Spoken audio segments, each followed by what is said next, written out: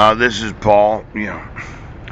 I'm just reading this law dictionary. They have what's called privilege against arrest. An exemption from arrest granted diplomats of foreign nations serving in this country, no matter what their status or rank. Certain crimes, such as murder, do not allow for privilege from arrest. And then they have a private wrong, a wrong committed against one or more individuals as distinguished from a wrong against a local community, a state, or a country. Then there's private rights. Yes, basic rights that individuals are entitled to enjoy, such as the right to privacy, the right to own property, the right to go where one wants to go, etc. Now, my private rights have been violated for over 6 years. My privacy was violated without any jurisdiction for the protection order. Yes. But what has happened is my private rights being violated. They have not been enforced, and quite often I have not been. In fact, I haven't been able to enjoy my constitutional rights for over 6 years when the court system violated my private right to privacy. Since the arrest took place on Guam, the protection order should have been issued on Guam, and since there was no jurisdiction for the protection order in Clallam County, there was no notice or opportunity to be heard, so it violated the Violence Against Women's Act, and it violated my right to due process. My private rights have been violated for over 6 years. Now, those private rights being violated means that I have sent about 500,000 emails to other nations, constitutional courts, Interpol, Europol, the Germans, the French, the Danish, the Canadians, RCMP, the Japanese, the Chinese. The wrong committed against myself is a wrong committed against the community. Pooch. For law enforcement not to enforce a fucking law means they violated the whole community, because the community itself does know about the violation of his private rights. And it violated the state of Washington when they named the state of Washington as the plaintiff on the warrant for arrest and the prosecution of the defendant. They violated the state of Washington. That means they violated the United States, and they violated the country. Now, when the state doesn't enforce the state's constitution and didn't enforce the United States Constitution, they violated the full faith and credit of the United States Constitution, because I informed the Supreme Court of Washington State that my right to due process was violated approximately 19 months ago. Yes. Now, when the state of Washington decided they weren't going to do a motherfucking thing, all of a sudden the United States has violated numerous other countries because of their refusal to enforce conventions and treaties.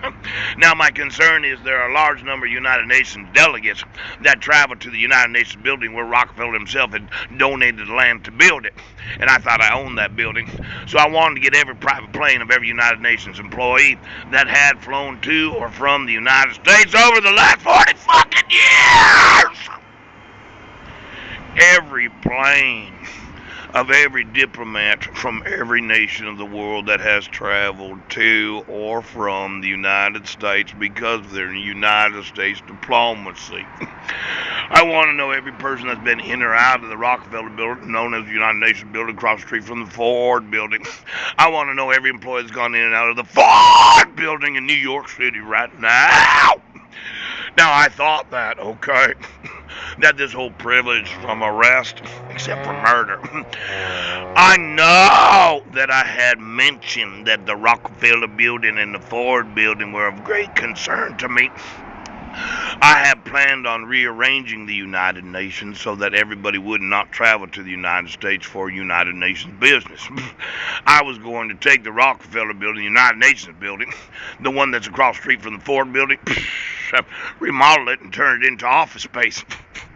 Now, if you could give me every employee that's been in the United Nations building across the street from the Ford, I'd like to know who are they, and I want to know every plane that they've been in.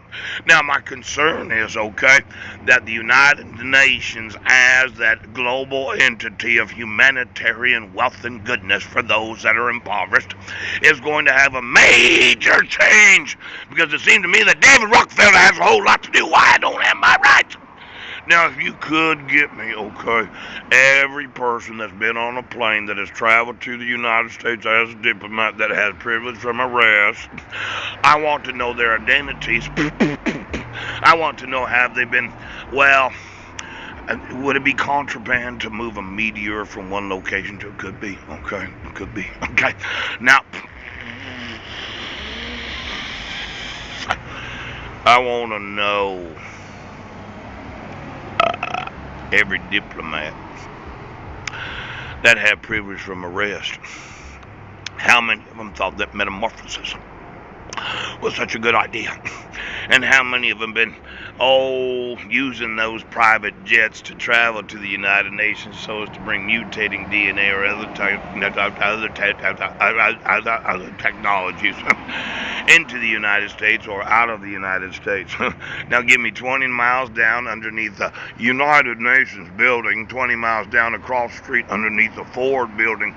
Give me the rooftops of a 20-block radius of the United Nations building. Give me that right now.